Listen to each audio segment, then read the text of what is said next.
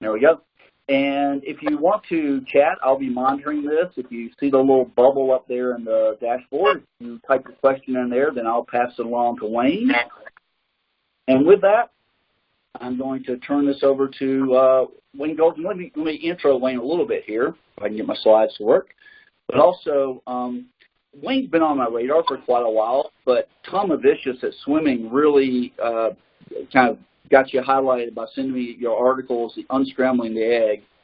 And I thought it would be a good chance for Wayne to talk to us about his thoughts on coaching education and maybe some areas that we've gone awry, I think, and I will call myself guilty of that as well.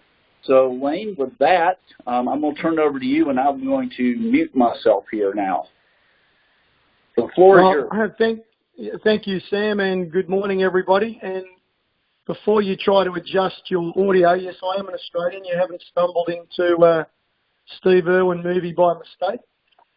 This is me. So thanks again for the opportunity, Sam. Just a technical thing. If this audio isn't all it can be, I can redial in on a landline. So please feel free to jump in and say the audio isn't quite as good as it could be, and I'll change phones, and I'll be a moment or two. Hang up.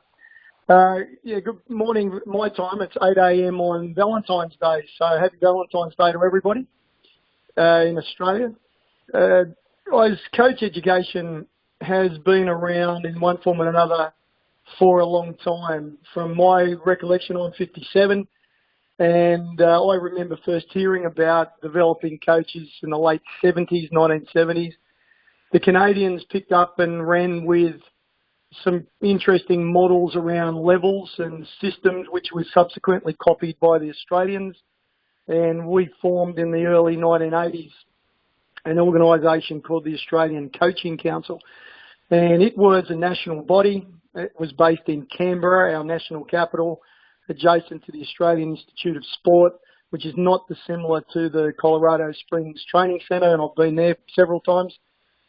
And they went about it as a national governing body, if you like, or a national institute, to work with sports governing bodies and implement a systematic development process of coaches level 1, level 2, level 3, and so on. And for the most part, the national sporting bodies around Australia in the 1980s took up the levels system and were running courses and conferences and clinics and all those things that you would expect to see in a national coach education system. Along comes the 1990s, that's becoming very popular, and what the Australian government did at that stage is to say to sports, we will give you money, we will fund you, however, you must have a levels system of coaching. So if you like, the federal government, the national government mandated that all sports must have a level 1, level 2, level 3 system, and for a little while that coach education through compliance, which was largely a risk management exercise, to be honest, it grew, and we had tens of thousands, hundreds of thousands of coaches across all sports accredited or licensed, if you like, with a level 1, a level 2, or a level 3 being the highest. And that system, which really grew out of Eastern Europe and then Canada in the 70s and 80s, really perpetuated Australia, New Zealand, England, and other parts of the world in the 80s, the 90s, and the 2000s. And I've been a part of that system. And I have to tell you now where I am after 25 years in the business, I think we've got it terribly wrong. And what we're seeing internationally is the number of people who are starting coaching courses, the number of people who are actually starting it is significantly lower than it was many years ago. Not only that, the number of people who are progressing from level 1 to level 2 or level 2 to level 3 is at an all-time low. And the number of people who are voluntarily upskilling by doing a formal accreditation process is very low. And these patterns I'm seeing in many, many places around the world, and it's not dissimilar to what some of the universities and colleges are seeing as well from their products that they're offering. At the same time, we know that competitive sport itself, competitive sport around the world is in real trouble. We know that the number of kids who are engaging in competitive sport around the world is dropping. And this is a global issue. We're seeing it in hockey in Canada, in rugby in New Zealand, in swimming in Australia, in football in England. We're seeing a global shift towards a decline in the number of kids committing to competitive sport. The number of people who want to be active, of course, is very high because of the government moves against obesity and the government moves towards wellness. But in terms of children and families committing to competitive sport, we're seeing a deep decline there. Now, in response to that, what a lot of sports have done is come up with modified sports or half-court basketball or mini golf. They've come up with a whole range of modified games to try and get people to commit to a different version of the game. And that's been tried again all over the world for the last 4 or 5 years, and it hasn't really worked very well. The one area that we haven't seriously attacked and really approached with any real enthusiasm and energy is coaching. I'm going to give you a great example. You can imagine somebody watched this. I watched the Super Bowl last week, and what a fantastic game. Doesn't matter who you support. I suppose if you're a Patriots fan, you weren't that excited, but for everybody else, great game, lots of yards, a couple of great quarterbacks, some really incredible spectacle. Now, you imagine little boys and little girls all over the United States see that game and go, man, I want to do that. It's so cool. I want to run with the ball. I want to throw the ball. I want to learn how to play that amazing national game of American football. So they turn up at the local park or the local club, or they go to the local school, and the coach, who's been there for 25 years, 30 years, has always done things the same way, always done the things that have the same approach, looks at them and says, if you want to play football, you've got to run yards, you've got to do laps, you've got to go to the gym, and immediately has a disconnect with these two young kids that are really excited about playing the game. And guys, what we've basically done with our accreditation of coaches, we've made it so much about sports science, so much about exercise physiology, and I am a physiologist, so I'm allowed to speak ill of my people, that we've made it so much science-focused that we've got multiple generations of coaches who believe coaching is nothing more than exercise prescription, volume, intensity, frequency, flexibility, core stability, and so on. We've got an accreditation system based on science. My question is, who is coaching coaches to coach? Who's actually coaching someone to look into the eyes of that little boy and little girl who just want to play football and say, this is going to be great, this will be a wonderful experience, I'm going to make this interesting, engaging, exciting for you.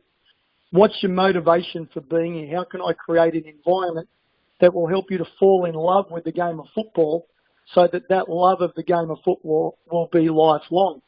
But we've become so obsessed, coaches, and this, again, it came out of the 70s, the 80s, and into the 90s. So many coaches have based their coach education not on coaching. Not on,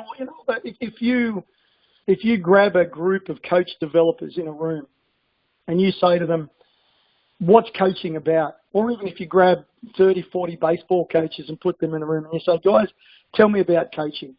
What is coaching? They'll all say things like inspiring the heart of young children, touching the minds and hearts, and inspiring change through emotional connection. It's about commitment and dedication. It's about passion. It's about drive. It's about enthusiasm. None of those things are in our textbooks. None of those things are in our coaching courses.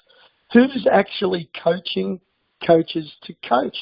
At the moment, what we're doing, because of the way we've always done it, and it's all based on physiology, biomechanics, psychology, nutrition, because we've based our coach development, coach education on the sciences, that those important subtleties of human relationships and inspiring the hearts and minds of young children, who's coaching that?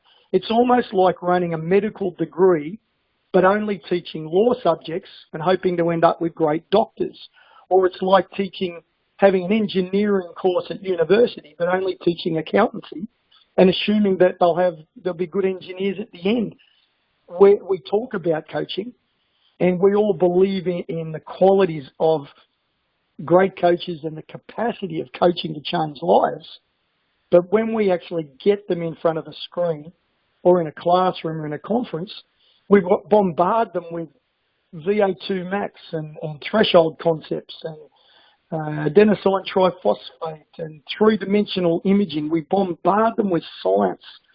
I'm not anti-science. I'm a passionate, and I've led national sports science and research committees here in 3 different sports. So I am very pro-science in its right place with elite athletes who are working towards achieving success at the highest level.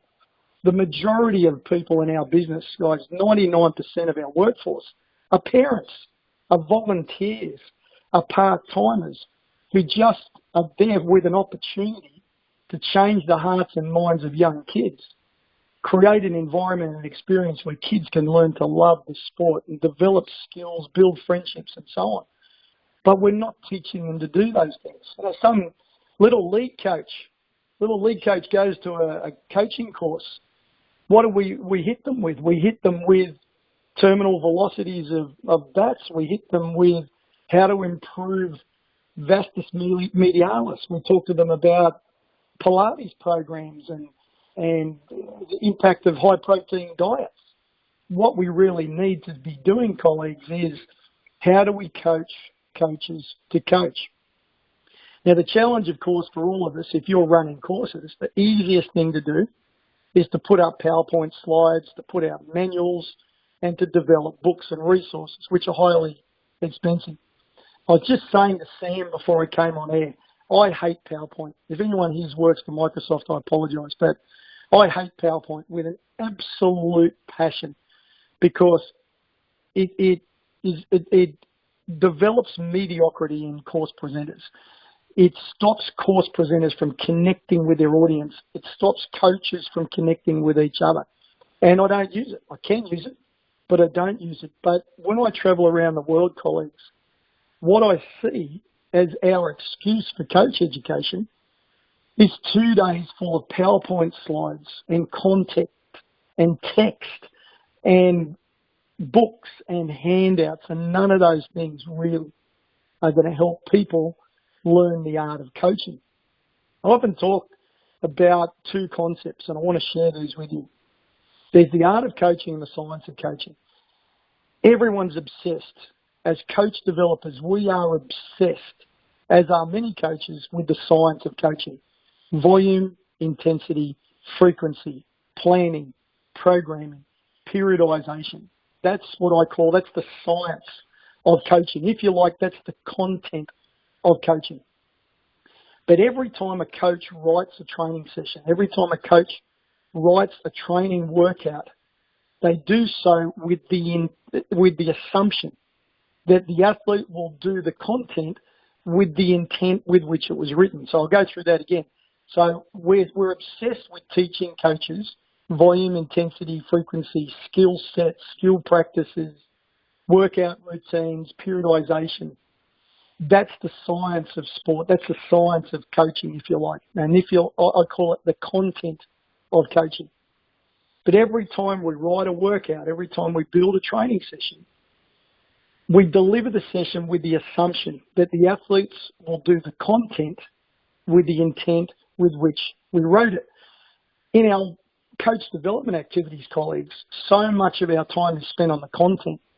But the art of coaching, the real art that it is, and it is an art form, the art that it is lies in our capacity to inspire the hearts and minds of our athletes to do the work with the intent with which it was written. And this blending of science and art is there all the time with good coaches. But my question again to you, as coaches, as coach developers, as coach educators, who is coaching the coaches to coach? People, when they take up coach education and they commence their coaching journey, they become obsessed with workouts. They want to copy the routines of the major league teams. They want to see what Michael Phelps is doing. I watched Eddie Reese, the great coach, a good friend of mine, University of Texas, Austin. They want to see what they're doing and they want to copy workouts because they believe that it's the content, the sets, the reps, the repeats, the drill practices, the skill workouts that defines greatness in coaching. when you've been in it for a while, and I'm sure you'll agree with me, colleagues, is you know that's not the case. It's not those easy to feel, those tangible things that make the difference. It's the intangible things. It's the qualities that coaches can inspire. Conversation I want to share with you, a great friend of mine, David Marsh, one of the US national team swimming coaches, wonderful guy, very smart guy. I was invited to spend a day with the US swimming team here before the last Pan Pacific Swimming Championships, which were based on the Gold Coast in Australia where I live. And David Marsh and I were walking up and down on deck and watching US swimmers train, which is a really strange thing for me as an Australian because the US swimming team is the enemy, if you like. I know you might find that terminology hard to grasp, but as an Australian swimming coach and as someone who's been involved in swimming for a long time, we view the Americans as the team to beat and the toughest athletes for 100 years, the toughest athletes to beat. And so there I was in the heart of the enemy and talking to this great American coach, David Marsh. And I said, Marshy, what do you believe are the qualities of greatness? What do you see in athletes? And he coached Ryan Lochte and, of course, people like Katie Ledecky and Missy Franklin and Phelps were all in the pool at that moment. And I said, what do you see? And he said, to me, it's as simple as commitment. And I said, I agree, Marshy. I said, but our problem as coach developers is this. We can coach speed. We can coach endurance. We can coach skill. But the art of coaching is, can you coach commitment? Or for that matter, can you coach confidence? Can you coach character? Can you coach values? And David Marsh had this wonderful phrase I want to share with you. David Marsh said, he said, I believe you can coach commitment. He said, I believe that in any given situation, a committed athlete, when given the choice between doing things the easy way or the hard way, will choose to do things the hard way. And I said, that's a great line, Marshy, I'll use that again. But I said, what does that mean? And he said, our art form as coaches, we present the workouts, we present the content of the workout, which we've learned from our courses and our conferences and so on. But where the art form is we've educated, trained and developed the athlete to know that if the athlete chooses to do things the hard way, or if you like the right way, that they will achieve everything they ever wanted and will realise their potential. And he said it's interesting that so many people will copy our workouts and will look at our workout design and what exercises we do in the gym. But none of it matters unless the coaches can actually coach the character and the values and the virtues and those intangible things that make the workout special. And again, colleagues, I come back to you and say, who in your sport, who in your program, who in your colleges, who is coaching coaches to coach? Who is coaching the art of coaching? Because that's where it is. I often say to people in courses and conferences, knowledge in sport these days is worthless. And I go on to say that anyone can get anything, anywhere, anytime for free in the palm of their hand. The content of your sport, the sets, the reps, the workouts, the skill practices, the tactics and the strategies, those things 20 years ago, that was an advantage to know those things. Your knowledge as a coach 20 years ago was your advantage. Now everyone knows what you know. There are no secrets. If someone in swimming in Texas does something, it's usually on Twitter half an hour after workout, which means children in Scotland are then going to copy it and kids in Australia have already got it on video. We're in a world where everyone knows what everyone else knows. Your knowledge of content, of workout designs, of periodization and planning, that's not your edge to coach anymore. So if you accept that knowledge and the what of coaching is not your advantage, then what we need to be doing, colleagues, as educators and developers, is coaching the how and the why of coaching. We need to be coaching the art of coaching, particularly in high performance now, that if everyone knows what everyone knows, and I promise you certainly in swimming we do, we know what the Americans are doing, they know what we're doing, we know what the English are doing, we know what the Germans are doing, we know everyone knows what everyone else is doing, then the edge has got to come from something other than workout design, something other than training routine, something other than periodization. And of course, that comes down to the art of coaches and their capacity to work with their athletes and inspire their hearts and minds through outstanding coaching. Whatever level of coaching that you're working with, as a developer, as a coach educator, have a look at what's happening in your sport. If you're seeing the numbers of kids in your competitive side as juniors declining, look at your coaches. If your coaches, and by extension your coach education, coach development routines, are not based around inspiring the hearts and minds of children, embracing families, creating enjoyable, exciting experiences, that's as far as you need to look to explain why your numbers of competitive young athletes is declining. If you look at the top end of your coaching, if you look at your elite level coaches, and you're seeing that they're not competing successfully internationally, they're not winning medals, they're not competing higher at professional level, again, accepting that everyone knows what everyone else knows, go back to your coaching and your coach developing. I think I did some research last year, and I was horrified to find out that in England, Australia and New Zealand, no sport, not one sport, is spending more than 2%, no more than 2% of their total budget on coaches or coach development. Yet in their strategic plans, they all claim that coaches and coaching are the very heart, it's one of the pillars of success of their entire sport, but they allocate almost no money, no time and no resources to developing great coaches at every level of their sport. It doesn't make any sense. It's like someone saying they care deeply about their diet, but spending less than 2% of their weekly budget on fruit, vegetables, grains and healthy foods. It doesn't make any sense to say we believe coaches and coaching is critically important, but we're going to spend no time or money developing it. However, colleagues, and this is maybe a key point and maybe a good one to finish on, what I am starting to see increasingly and very, very happily around the world is sporting bodies are starting to look more at coaches and coaching as the cornerstone of what they want to achieve at every level. We're starting to see sports, instead of running modified games and spending millions of dollars on marketing, increasingly we're seeing sports spend more money, more time, more effort, and more thinking on how can they create better coaches. How can we help those coaches get better? How can we continually improve the quality of our coaches and coaching? Finally, and if you're in the industry, it seems very obvious to you, and certainly to me, that to so many people, coaches are the sport. They're the connection between the family and the sport is the coach.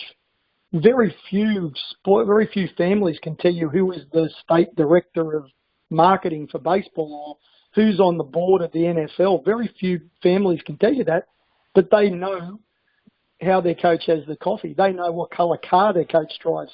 They know what colour is their coach's favourite shirt.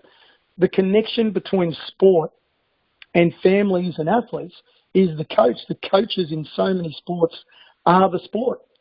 And finally, I'm starting to see, colleagues, and I'm so happy about this, that increasingly sporting organisations are turning towards coaches and saying we need to help our coaches get better. We need to work with our coaches and our coach developers, because if our coaches are better, our coaches are improving, our coaches are learning, our sport will flourish. It's not going to be easy. It never is. And what I'm seeing, for those of you who are in what I call the big time commitment sports, swimming, athletics, rowing, gymnastics, high diving, those sports are the ones that are struggling the most around the world. The ones who are married, if you like, to very old, very traditional, very volume orientated, hard work, huge amounts of work programs, they're the ones that are struggling the most at the moment. They're the ones that seem to be the most resistant to change. The ones at the other end, the sporting success stories that I'm seeing are doing well, are generally the professional football, but they're the ones who actually get it and understand that they've got to do different things and do things differently to flourish and succeed. Those of you that are in the Olympic sports with those big time commitments, you've got a real fight in your hands, guys, because the resistance to change is greatest in some of those really high time commitment sports where they fall back on history and tradition and habit as their only defence for not changing. And as someone from swimming, I understand that more than anybody, and I certainly understand what you're going through. But if we don't impact and we don't change the way we're coaching and the way we're developing coaches, then in some cases, certainly in some states, in your case, and in rural and regional areas, some of those Olympic sports will die. And I can't put it any more direct or more honestly than that. The numbers that we're seeing in competitive sport, particularly in those Olympic sports where big time commitments are required from family and athletes, in rural, regional, country areas, we're seeing the sports die completely. In my view, very much my view, is that it's about coaches and coaching hanging on to methods and techniques and tactics of coaching, which really needed to be changed and challenged 10 years ago. And hopefully it's not too late, but I do have some fears. So Sam, what I'd like to do then, I don't know if you've got some follow-up questions, if you'd like to jump in, but that's really my presentation about where I think coaching and coach development is at. And I'm happy now to go on to any questions from you or for any of my colleagues. Yeah, let me just remind folks, if you want to, two ways. You can either type the question in the little chat box, the little bubble up there on the dashboard, or if you have a question that you don't want to necessarily type out because you're like me and don't type well, if you just want to write question in there, then I will unmute you and let you do that. So I'll give folks a chance to do that. Wayne, I am a exercise physiologist by training and started my coaching education world in cycling, which is a very science-intensive sport. And it took me a while to come around and understand that, you're coaching people, not sports, as someone has said, and I wish I knew who said it because it's a great quote. A question here from John Kessel. How do you see technology changing the coaching education process in the future from level 1 and up to?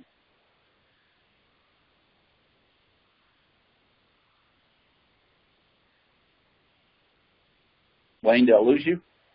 No, I've still got you, yeah. Look, excellent question. I'm talking with a group here at the moment about how can we use technology in a way that's actually going to impact on coaching.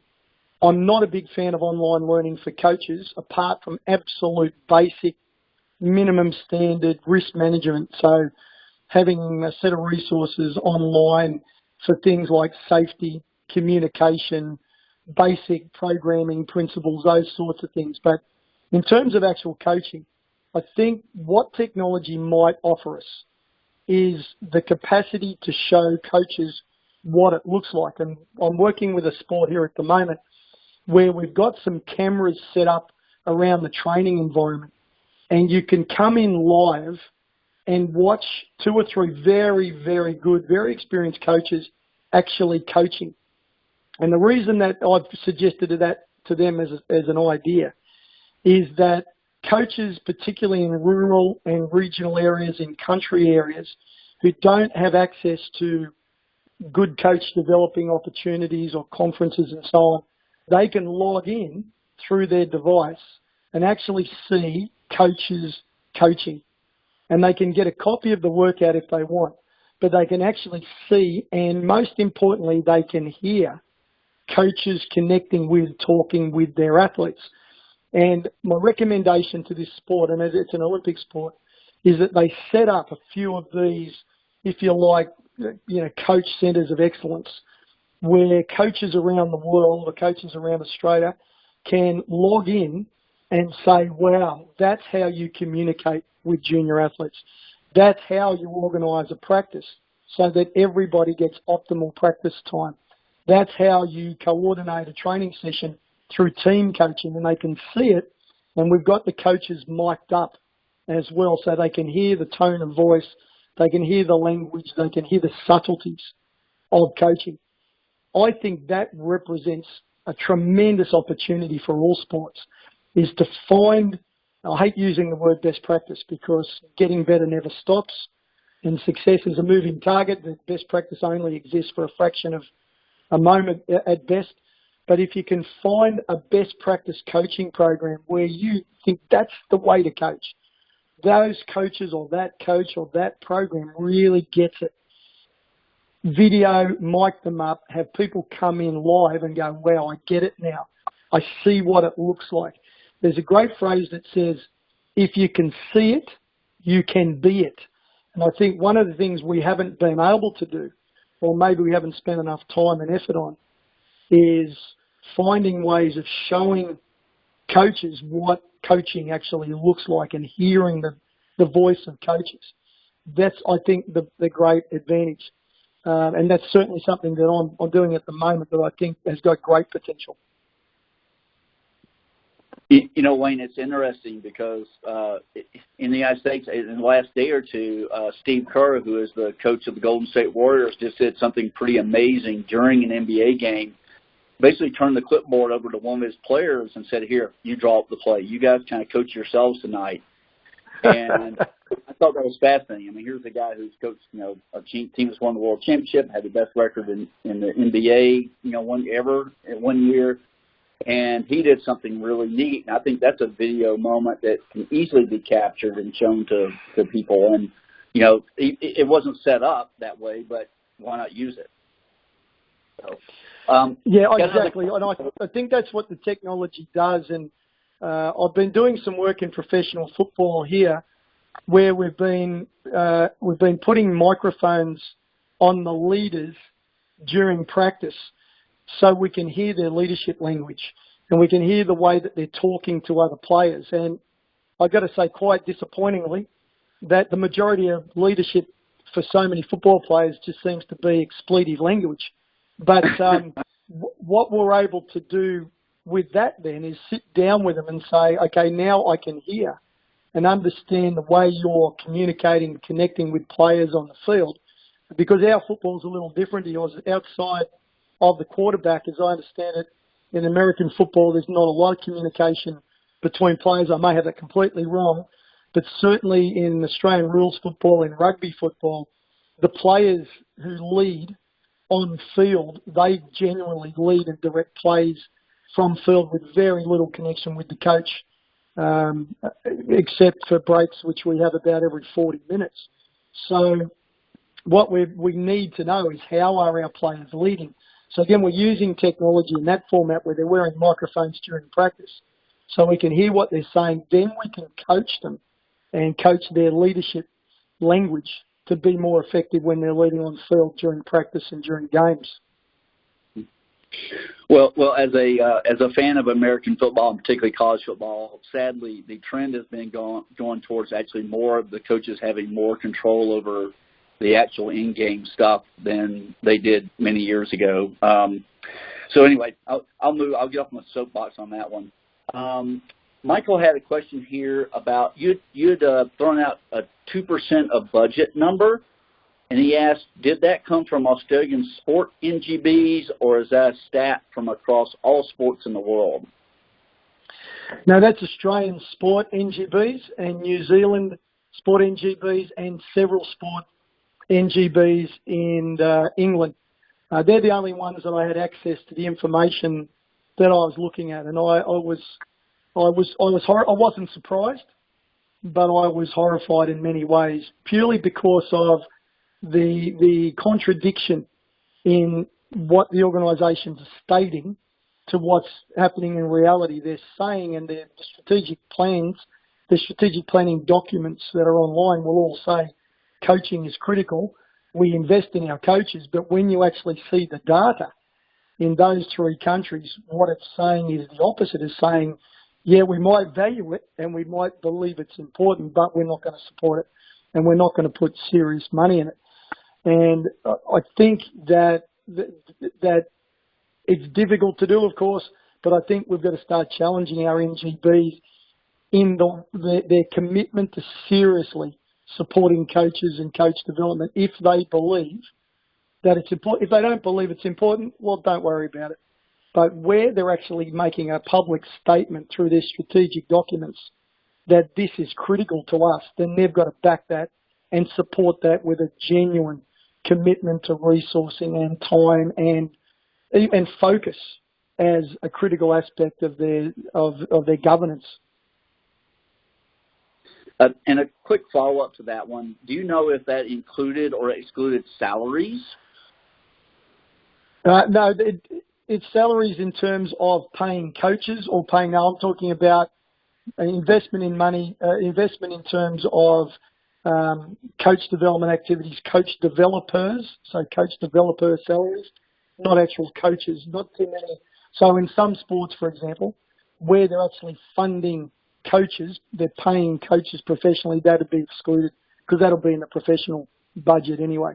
But no, that figure is investment in coaching courses, coaching conferences, coaching workshops, coach developers, so people who actually specifically recruited and hired to be working with coaches, coaching salaries separate to that.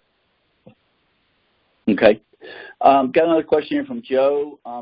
How does this translate to volunteer coaches who are not professionals in sport and have full-time jobs away from the sport, which is a very common thing here in the U.S., especially amongst our major sports setups? Yeah, wonderful question, Joe, and thank you for asking. I can put it. I'll give you some examples that a game like soccer, a game like football, the way that we've done it and the way that it's been done in so many countries around the world in terms of a coach education or a coach development course, a level 1 course, what's typically happened is the volunteer parents, the part-time, the amateur parents who are the lifeblood of sport, the ones without them we have no sport. I think in most sports 90% or greater of our workforce are volunteer amateur parents who have other jobs. That what we've done, Joe, in the past is they've come into a coaching course, and our level 1s here in Australia and Canada and England and so on are not that dissimilar, that session 1 on the first morning, so these courses normally run all day Saturday and Sunday, session 1 is normally physiology of exercise. So some parent who during the day is a plumber or an electrician or a car mechanic comes in and says, look, I just want to learn how to help 10-year-olds kick a football. The first session we've thrown at them has been how to spell adenosine triphosphate, discussions of mitochondrial volume density, electron transport shuttles. The poor guy sitting there going, man, I left high school at 15 to study a trade course. I'm just here to learn how do I put a smile on these kids' faces? How do I get them to come back next week? How do I connect with their parents? How do I make it enjoyable and safe? How do I develop friendships and foster a love of the sport? That's what he's come to learn because he knows that's what amateur part-time volunteer coaching is all about.